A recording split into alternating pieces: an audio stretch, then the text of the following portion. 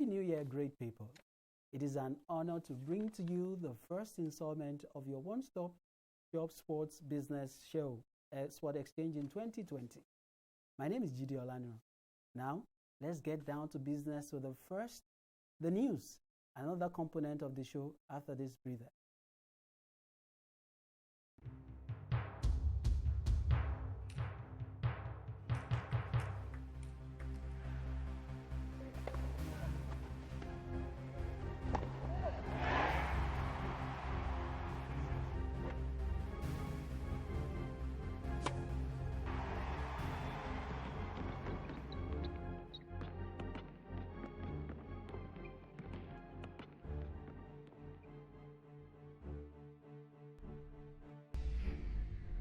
Fantastically finished.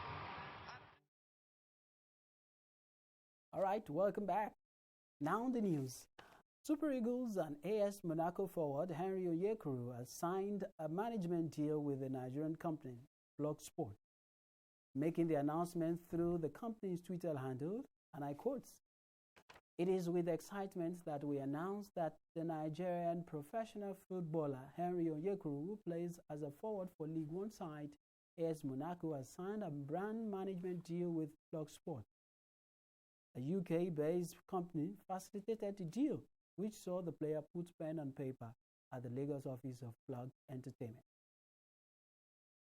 Nigeria's sprint sensation and world junior 200 meters silver medalist Divine Oduduru has bagged an endorsement deal with electronic fund transfer company Visa ahead of the Tokyo 2020 Olympic Games in Japan. Oduduru announced the news through his Twitter handle, and I quote, "Happy to be part of Team Visa ahead of the Tokyo 2020 Olympic Games." End of quote. Visa selects its ambassador based on athletics, achievements, character, and personal journey, and represent many of its brand values and priorities, including gender equality, social impact, and small business. And still talking Olympics, Tokyo 2020 Chief Executive Toshio Mutu has sought to reassure the Japanese public that the cost of hosting this year's Olympic and Paralympic Games will not exceed budgeted estimates. A few days ago, a budget of $12.3 billion was released by the organizing committee in conjunction with the Tokyo Metropolitan Government and the Japanese government. Speculations about last-minute changes to the budget has warranted the announcement of no increase by the LOC. And now to tennis. The Association of Tennis Professionals, ATP, has announced new prize money levels for its 2020 tour season and 2021 tour calendar. In 2020, compensation for players during the tour is estimated to be $158.7 million, an increase of 13% on 2019. An inaugural ATP Cup taking place across Brisbane, Perth, and Sydney will offer a prize money of $15 million to become the biggest prize money ATP event on the calendar. And still in tennis, meanwhile, Australian Open organizers have increased the prize money to more than £38 million, with the biggest gains for those losing in the earlier round. The overall prize fund for the tournament has increased by 14% to 71 million Australian dollars, which is 38.1 million pounds. Players who exit in the first round will receive 20% more than last year's, while money for losers in the opening qualifying round is up by a third. The tournament proper begins in Melbourne on January the 20th. And finally, in football, Serie A side AS Roma is nearing a deal to be acquired by a consortium led by US billionaire Daniel Freiken. The club, which is listed on the Milan Stock Exchange, is set to be acquired for about £750 million, including debt, according to reports. If the deal pulls through, a a new record valuation for a Serie A team will be set. And that's it for the news. Did you know? Yes, did you know that the English Premier League contributed a total of £3.3 billion in tax to the Treasury in 2016-2017 season? Premier League players themselves paid £1.1 billion of this, according to a report from accountancy firm EY. In total, the Premier League contributed £7.6 billion to the UK economy in 2016-2017. The league accounts for 100,000 full-time jobs across England, with the vast majority of this, 87,000, that is held in the supply chain of the clubs, both directly and indirectly. Massive, you will say. This is just the EPL. There are other leagues, other sports, and other sectors in the UK. I believe Nigeria can learn from where it is done right, if we are sincere and ready to make things work. Okay, let's take a short break right now to return for the dugout segment. Don't go away.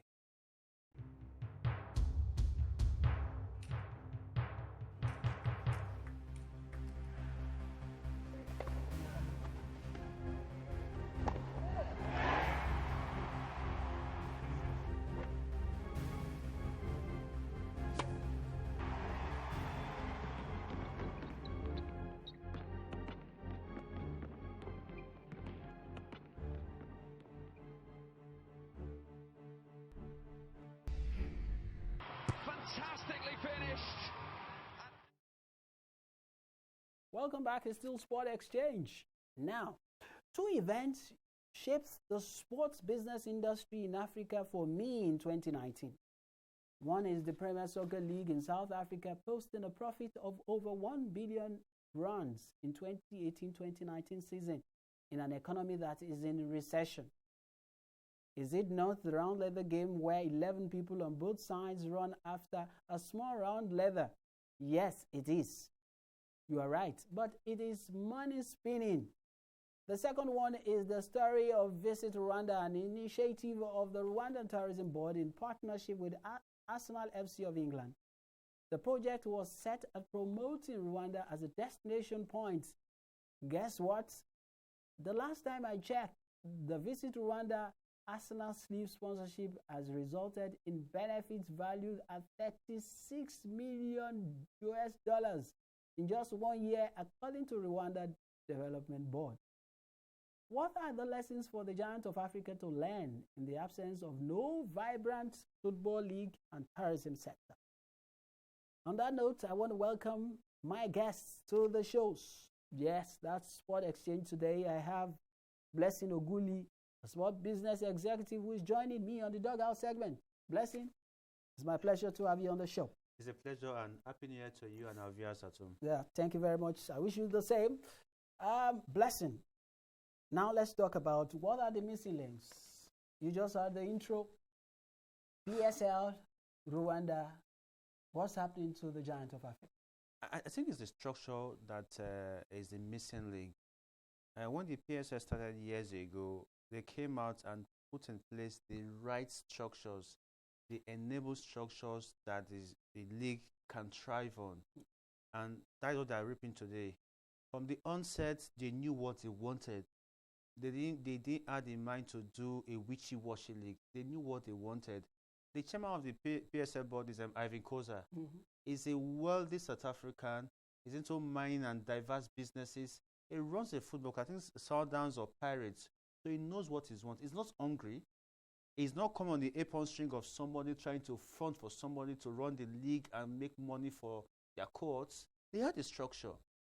The welfare of the players was top priority because these are the actors in the game. When you have the welfare of the players in top priority, what about the officiating? What about the playing surface? What about the stadium? These old things have all been worked out, and the structure was put in place. At a point in time, they had a CEO who was from Sweden, who was the CEO of the league. At a time, they had a professor who was the chief operating officer of the league. So they knew what they wanted. Now you said they made over ₦1 billion naira, billion rand, rather. a billion rands from this past season now. But this is a time where the South African economy was in recession. And when the economy is in recession, the first thing most company does is to cut off the marketing budget, marketing spend of the organizations. They tell you that why should you spend money on this? No, there's no money, blah blah blah, and stuff like that. But now they still made an increment by 7% from the previous year. That shows that corporate South Africa believes, they have strong confidence in the PSL, and that's all they need going forward. What does PSL do? What do they do? Entertainment and content generation. On the field, 11 young men, 22 young men chasing a Rwanda football. Now, all they do, they give entertainment to people who come to the stadium to pay money to get value. They pay money to get value from the games. Now, the ambience in the stadium are top notch. Of course, there are a lot of ways. I know that there are things that have contributed to making over R1 billion. Of course, we know that there's also the TV rights also there. That's content. So commercial, merchandise and yes, merchandise. Those are the more or less on the back end for mostly from the clubs. That just the income from merchandise goes to the club directly now. Now we're talking about the league body. What do they gain? Now, for example, the broadcast partners pays heavily for the content. That's of broadcast rights, terrestrial, satellite, and direct to home. Now they also have content, online platforms. They have content for print media. And year on, this value of these properties increased. Not because they are trying to be anky-packy, but because this value, they've seen that they are getting value from the products they are sponsoring. Now, mind you, the South African marketing industry is much vibrant than what we have here. So sponsors know what they want. Once they evaluate a property and says this property is okay, can communicate the message we want to communicate, which sports does very well, they discuss terms. Of course, in Nigeria right now, you can't say the same of the environment. For example, in Nigeria Professional League, most of the clubs are owned by the government, but it's a different ballgame in the PSL. You see? Don't you see maybe that's why it does not engender confidence in the corporate world to want to do business? Because that's not a problem. Okay. Yes, you say government should or cannot run business enterprise. But when you have the right structures in place, gradually, government will need to give way for private interests to come into play. Let me give you an instance. Now, if you have a league where you have some privately owned clubs competing against the government-owned ones, and the private ones are doing far better than the government ones, the government will say, why is it that ours is not doing well, and these guys are doing very well? We're not interested. The banking industry we're enjoying today, in the early 90s, most of the banks were owned by government. I don't want to mention names, obviously, but young Nigeria's bank, they came over, bought this bank enterprise from the government, and they turned this enterprise around. And today, we have mega banks. We can do the same for football. We can do the same from sports. Yes, the government needs to create the environment, put the social in place, and say, okay, we have 100% stake in this club. We want to sell 50+1. Who wants to buy? And young Nigerians will say, okay, we're interested in buying this club. What are your terms and conditions? And they buy it. And gradually, because these young guys are doing properly, running the business properly, gradually the government will now start exiting, selling their shares gradually. Before you know it, these clubs are owned by private individuals. But the problem we have here, the league body does not have a structure. So they are standing on quicksand and it will collapse. There is no structure. Look at officiating. In the PSL, the officiating is top notch. Now the games are screened to homes every week. The clubs have invested heavily on the welfare of the players. Do you know players of Kaiser Chiefs, they use some of the best cars in South Africa? Volkswagen, BMW. I have been to the official headquarters of Kaiser Chiefs is they call it, it's a city, it's a village, massive. They have all kinds of facilities there. Do you know Kaiser Chiefs has insurance plan for funeral? Supporters of Kaiser Chiefs, they have insurance plan where you pay monies for your funeral. Kaiser Chiefs, they have their own Vaseline. They have diverse sets of merchandise which they push into the market to also make money for the club. Do we have that here? See, we have to sit down and stop this organism we call football management or sports business in Nigeria. It's an organism. We need to sit down and do the needful. We should not be comparing ourselves with South Africa, Rwanda. Look at Congo, TP Mazembe. The budget of this business for a year, the budget is what our sports ministry is budgeting for a year. It's owned by an individual. Exactly. Its budget for 1 year is what our sports ministry budgets for a year. How do you now compete in the same level? Now, they have technocrats who manages these clubs. Our football clubs, do you understand what is called 4 P's of marketing? Or the extended 7 P's of marketing? The 4 C's of marketing. Do you understand this? Can they sit down and put down a PowerPoint presentation for decision makers to take to decide if we have to sponsor? Come on. I think this is a challenge you're throwing in the new year to most people. Maybe we don't know who will be watching, who or those who are watching right now, but I think that this is like a challenge. You're throwing the gauntlet. Maybe they will be able to catch it and do something. And Rwanda also. If you say PSL, maybe South Africa, what about Rwanda driving the Visit Rwanda initiative with sports? You see, that's much, much complex. Because signing a deal is one leg of a marketing communication process. Activating is a much, much complex. Now, for them to sign out and visit Rwanda with Arsenal, they have to go back. Before signing that deal, they must have done a lot on ground. Then going back after signing that deal, there's also a lot to be done. For example, Rwanda today is one of the cleanest cities in the world, or country. As a country, one of the cleanest countries in the world. They have one of the fastest growing economies in the world. They have variables that is working for them. It's one of the safest countries in the world. So I know that if I'm going to South Africa, Rwanda with my family, we are going there for safety. Electricity is not what they discuss anymore. It's stable. As I speak to you, most public hospitals in Rwanda have moved away from public grid to solar grid. So when you have these things in place, it's much, much easier for people to come around to visit these countries. Can you see to the same of Nigeria? Can you travel 50 kilometers without having mishap on the way? So for us to use sports to drive social development, then we have to put structures in place. That I come visiting Nigeria and say I want to move at night, I should be secured. If I'm going to a stadium to see a game, it should be neat. I was somewhere yesterday for a football event, and the place was totally dirty. Excellence. Value. But sorry, maybe I should ask you, because while you were driving home your points, and but most times people go pay their way through, travel all the way miles to just watch some of our entertainers, musicians play. What is the difference? What's the missing link? The missing link is that we don't have why entertainment as a product, which have now developed now into more like a brand.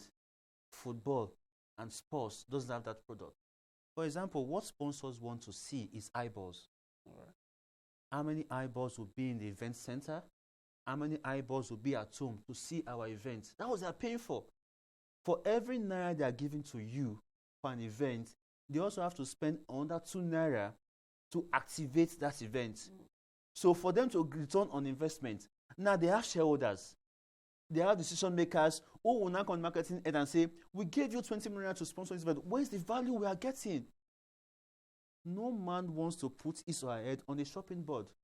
So now when they see that entertainment will give them value, they move to entertainment. Now, 15, 20 years ago, there was no entertainment. But some guys came together and created a product which they have pushed at, entertainment, Nollywood, comedy. They have pushed these products out. Now they are now brands. That now you can see that companies are calling entertainers to become brand ambassadors to them. While footballers and sportsmen are struggling. They are living in penury. Now, because these guys' entertainment, they are more of private individuals who knows that if they don't make income today, they are in trouble because you have bills to pay. You have your managers, you have your backroom staff to pay. So what do? You have to work extra hard and deliver value. Somebody is giving you a piece of paper, which is money in value, and they also want value in return. So once you can't deliver value, they hold back their money, and next events, you won't see them around you. Wow. So 2020, we are here. What are the things? Of course, we've got the Olympics is there, but we need to step up the game. What must be a serious business? 2020 is here. We're in 2020. But funny enough, people who want to profit from 2020 started planning 2010. Start laying structure. What you do in sports is not like other sector where you just invest today and you get your returns back. Now, if you want to profit from sports, Nigeria has lost 2020.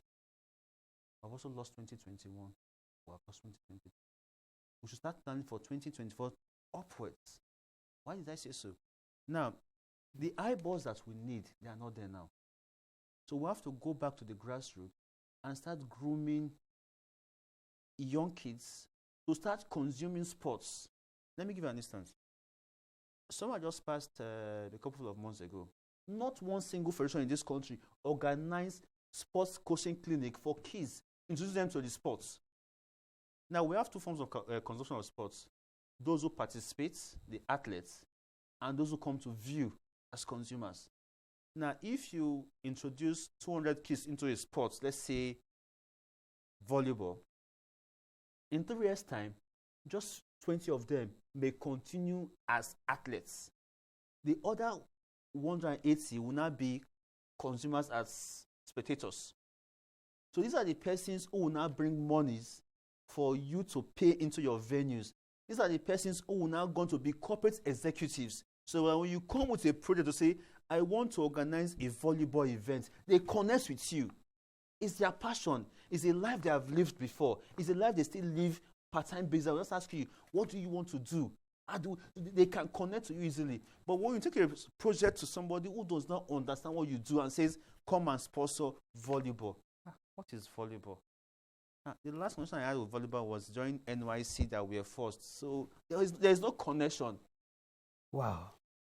Blessing, I'm sorry we have to go. I'm sorry, I wish we can go on and on, but of course, time. I wish we can continue this conversation. I know that surely we'll still have time to come again to look at some other issues because we surely have to push or we have to pull it out of the doldrum, talking about sport business, out of the doldrums in Nigeria. And that is what we should keep the conversation going. But I think going forward is those of us who have interest in sports business should look at the model the guys in the banking industry used in the last couple of years to turn banking that we used to collect talon numbers. We need to go to the banking industry with our mats and wait for hours before being attended to. How did they do it? We also look at the guys in the entertainment industry. What did they do differently? We should ask questions. All right. Sports is a multi-billion naira business or dollar business that will have to profit from. Thank you very much. All right. Did you know that La Liga, the organizing body for Spain's top 2 soccer divisions, contributed $15.7 billion to Spain's economy in the 2016-2017 season, according to a new study by consultancy firm PricewaterhouseCoopers. On that note, I want to say thanks, but before then, I also want to say farewell to 2 great people that I lost in 2019, talking about Ajibade Oyemade and my dad, Olajemi Olaniran. Farewell to you till we meet again. Stay tuned for the next episode on this channel. Till then, have a swell 2020.